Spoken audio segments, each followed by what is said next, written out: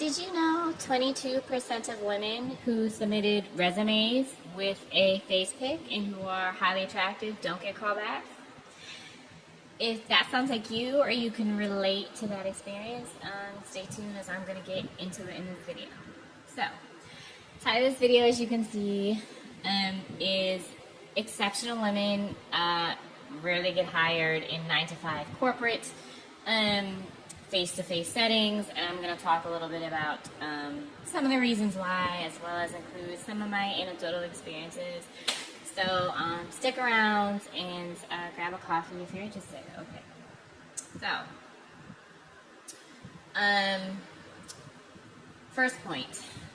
Within corporate settings, so most of my experiences have been in retail, and many women in corporate settings, or especially like professional type settings, if you're a feminine girl and like you lean into that, like I'm 5'11", I'm a light-skinned woman of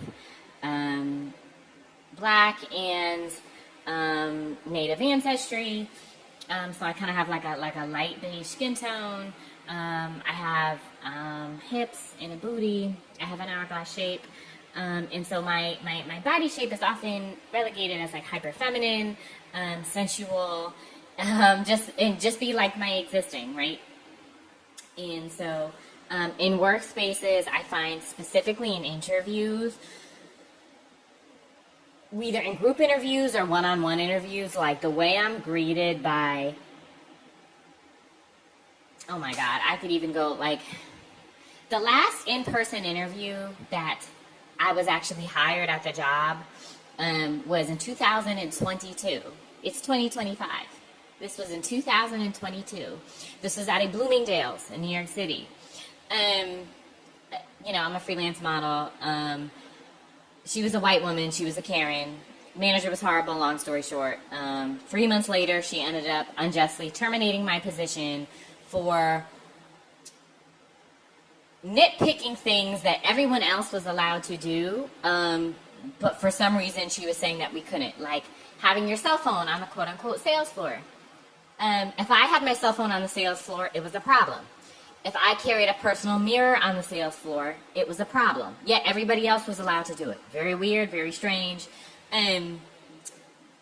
Things like that. Over-policing dress codes. So we're going to get into it. Many women in management often unconsciously, so point number 2, often unconsciously resent or distrust women who present as ultra-feminine. I think a lot of this really comes down to internalized misogyny. Oftentimes we're treated as if we're too much, not serious, or we're going to be distracting. This comes up especially in, I feel like, interviews where it's like, I have several years of experience, I'm polished, I'm beautiful, like, mind you, you're going to hire somebody who's 20 years old and barely knows how to experience why. And this is another thing too, because they want a robot, right? They want somebody who's not going to question them, who's going to just do a job mindlessly and not critically think, okay? I'm too smart, I'm too educated, I'm too driven for that. So I think for myself, that's another point. Okay, point number 2, 3, beauty and glamour are often seen as shallow and unprofessional.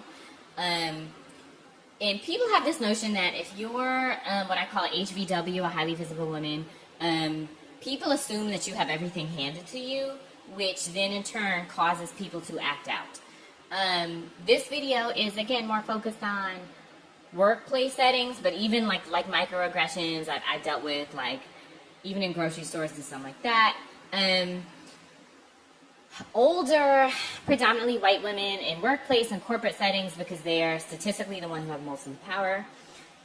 A lot of them, especially if they're used to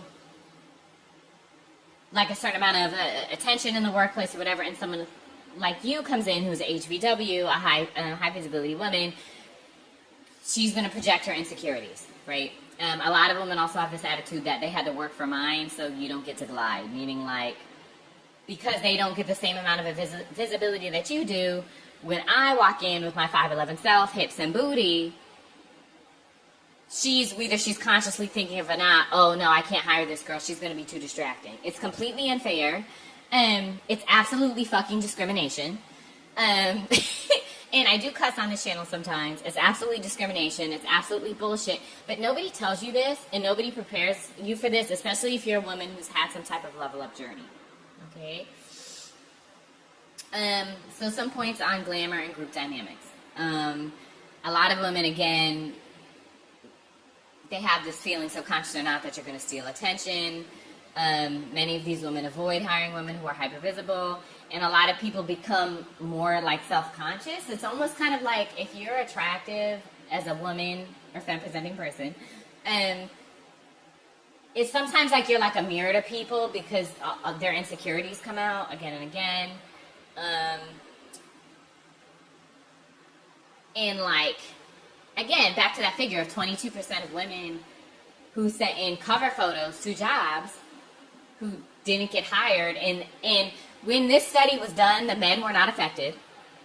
And men who were also, and that's the thing too. People say, oh, okay, well, what about men? This is a like divesting from men channel. Because most men perpetuate misogynistic and patriarchal thinking, like 99% of them do. Even men who are considered conventionally attractive in these studies, they did not face the same penalty that the women did. Why? Because we live in a patriarchy. So even as a beautiful woman, because you're a woman, it's like you're still punished for performing beauty, particularly in a space with competition from other women. So that's another thing. Excuse that was my phone. Especially too, as a woman who's light-skinned, curvy, and kind of more ambiguous-looking ethnically. This is also an interesting dynamic, though. However, in my experience, the overwhelming majority of hiring managers have been white women, especially in retail. So another thing with the body, so because I have curves, I'm slim, but I'm slim thick. So because I'm very lean, but I have hips and booty, like there's kind of this notion that like we're hypersexual, and that's why I feel like, particularly in like white corporate spaces, there's like people like that's the thing, like people assume that like either you're like some type of like the very misogynistic like almost like Christian tropes of what some people call like Jezebel. And so sometimes if you're glamorous, a lot of people misread that only not as a threat, but as if like you have some other motives or something like too. And so most of the time, women are not going to hire you. If you're a highly attractive woman, if you are a striking woman in particular, and when I say striking, I mean it's one thing to be conventionally attractive. It's another thing to be attractive and be above average height. To be a girl who's 5'10" and over. Think Zendaya. Think Angel Reese. Think what's that girl's name? She's a supermodel. She's one of the highest paid supermodels. Carly Kloss, right? She's 6'2". I'm 5'11". You're going to attract and command a certain level of attention too, which a lot of other women also may find intimidating. So that's another thing as well. Studies have also shown that